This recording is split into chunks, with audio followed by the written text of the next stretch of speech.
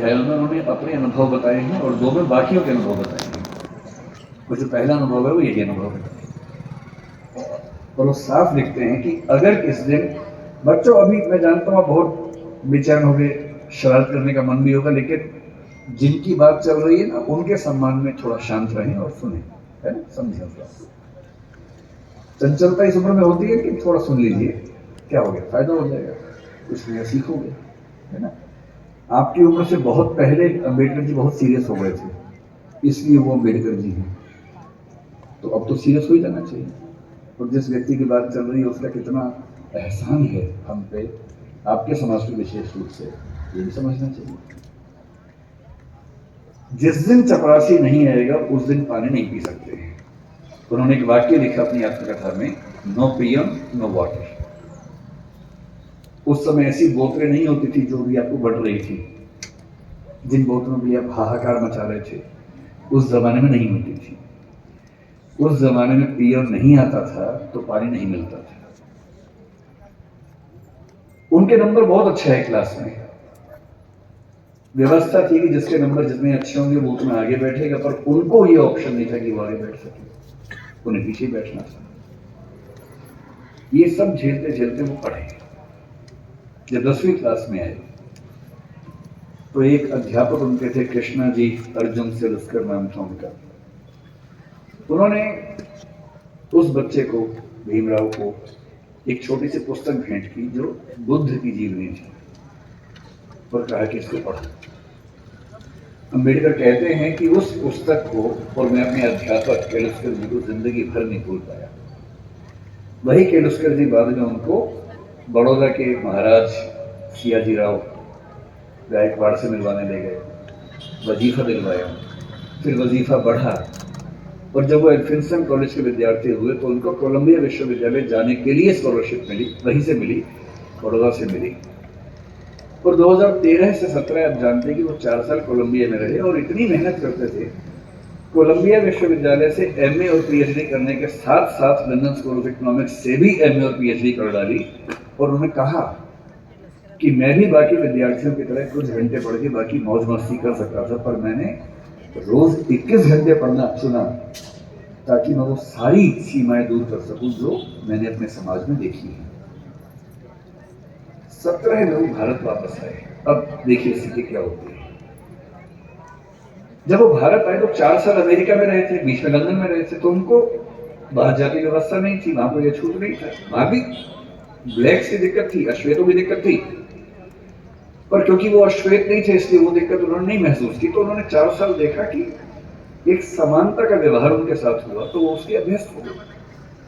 अब भारत आए, बड़ौदा महाराज के साथ जो सहमति थी वो ये कि जब वो पढ़ के आएंगे तो बड़ौदा सरकार में सिविल सेवक बनेंगे, दीवान बनेंगे, और उनको बनाया गया, उनको वहां का सैन्य सचिव बनाया गया कि जो सेना का सारा काम है उसको देखने की जिम्मेदारी दी गई। अब सोच के देखिए क्या हुआ उनके साथ। वो व्यक्ति बंबई से बड़ौदा आया, और जब बड़ौदा आया तो उसको लगा कोई तो लेने आएगा, क्योंकि वो महाराज के सिविल सर्वेंट थे। स्टेशन पर कोई लेने नहीं आया उनको, क्योंकि उनका समाज पिछड़ा हुआ था। कोई बात नहीं, उतरे, सोचा कि अब कहां रहूं। उनको अंदाजा था कि जो हिंदू समाज की धर्मशालाएं हैं, होटल से, वहां उनको अनुमति नहीं मिलेगी क्योंकि वो अस्पृश्य माने जाते हैं। तो काफी ढूंढने के बाद उसको पारसी धर्मशाला मिली। ये सब बातें अम्बेडकर जी ने अपनी जीवनी में लिखी, आत्मकथा में, वहीं से उतारूंगा, उन्हीं की लिखनी है। क्योंकि पारसी धर्म में तो जाति व्यवस्था नहीं है, तो उनको लगा यहां शायद शांति मिलेगी, तो पारसी धर्मशाला में गए, वहां कमरा की लिया। एक ही कमरा था, बड़ा बहुत बुरी हालत में कमरा था, फर्नीचर से भरा हुआ गोदाम जैसा कमरा, उसी के कोने में रहने की व्यवस्था हुई। तो रहने लगे। कुछ देर के बाद उस धर्मशाला का जो केयर टेकर था वो गुस्से में आया, उसने कहा कि तुम पारसी नहीं हो? उन्होंने कहा नहीं, मैं तो पारसी नहीं हूं। तो बोले बताया क्यों नहीं? आपने पूछा नहीं, मैं क्यों बताऊं? लेकिन उस धर्मशाला में कई महीनों से शायद कोई आया ही नहीं था, हालत खराब थी। तो फिर सहमति बनी कि अब तुम ना रजिस्टर में कोई पारसी नाम लिख दो, मैं मैनेज कर लूंगा, और बोले मुझे कुछ दिन में घर मिल ही जाएगा, मैं फिर वहां शिफ्ट हो जाऊंगा। तो एक पारसी नाम कुछ रख के काम चलाया। लेकिन 11 दिन हुए थे अभी, और 11वें दिन लगभग 10 से 15 पारसी युवक हथियार, लाठी, डंडे हाथ में लेके चिल्लाते हुए उनकी तरफ बढ़े। और तब उन्होंने कहा कि एक अछूत आदमी पारसी धर्मशाला में कैसे आ गया, तुमने हमारी धर्मशाला खराब कर दी। अम्बेडकर जी ने कहा कि आपके धर्म में तो जाति व्यवस्था है नहीं। बोले वो सब हमें नहीं पता, भागो यहां से। और खतरा था कि हिंसा हो सकती थी। अंत में तय हुआ कि शाम तक का समय है, छोड़ देना वरना छोड़ेंगे नहीं। डॉक्टर अम्बेडकर अपने ऑफिस गए। ऑफिस में उनकी कुर्सी अलग बनाई गई।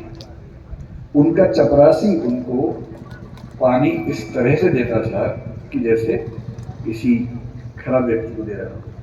फाइलें फेंक के देता था ताकि छू ना दे।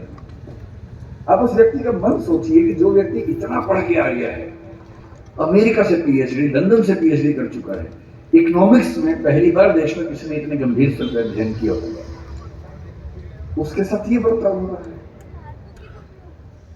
उन्होंने महाराजा के सचिव से बात की, भाई मुझे रहने को घर कब मिलेगा, छोड़ना है मुझे। कोई जवाब नहीं मिल पाया। शाम तक छोड़ना है। पूरे बड़ौदा में एक भी जगह नहीं है जहां वो रह सके। अंतिम उपाय क्या किया, अपने एक हिंदू दोस्त से बात की कि भाई, जो दो दोस्त उनके बाहर से पढ़ के आए थे, एक हिंदू एक ईसाई, दोनों से बात की। हिंदू दोस्त से कह रहा ऐसा कि ऐसे ऐसे छोड़ना पड़ रहा है पारसी धर्मशाला, क्या मैं तुम्हारे घर रह सकता हूँ। बहुत प्रगतिशील व्यक्ति था, पर उसने 2 मिनट चुप होकर बोला कि देख यार, मुझे तो दिक्कत नहीं है, पर मेरे यहाँ जो लोग काम करते हैं ना, वो सब काम छोड़ देंगे, क्योंकि तुम अगर रहोगे तो वो फिर सब खत्म हो जाएगा। तो बोले ठीक है, कोई बात नहीं। एक ईसाई दोस्त था, ईसाइयों में तो प्रथा नहीं होती है, उससे पूछा।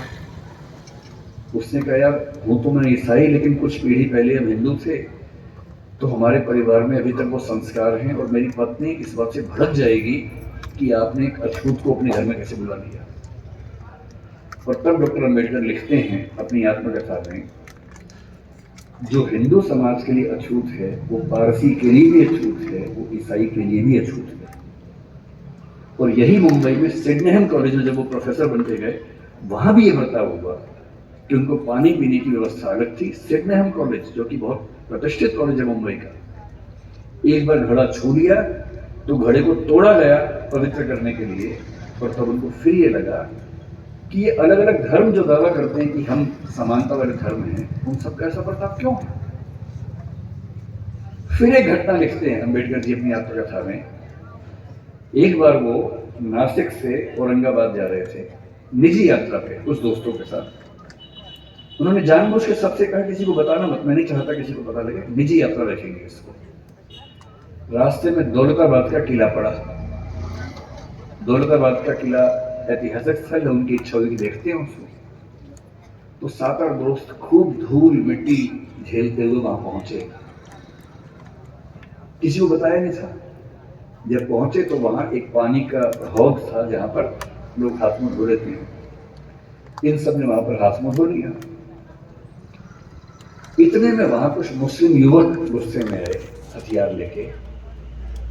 उनको किसी ने बता दिया था कि ये लोग अछूत समुदाय से हैं, वो लड़ने लगे उनके साथ।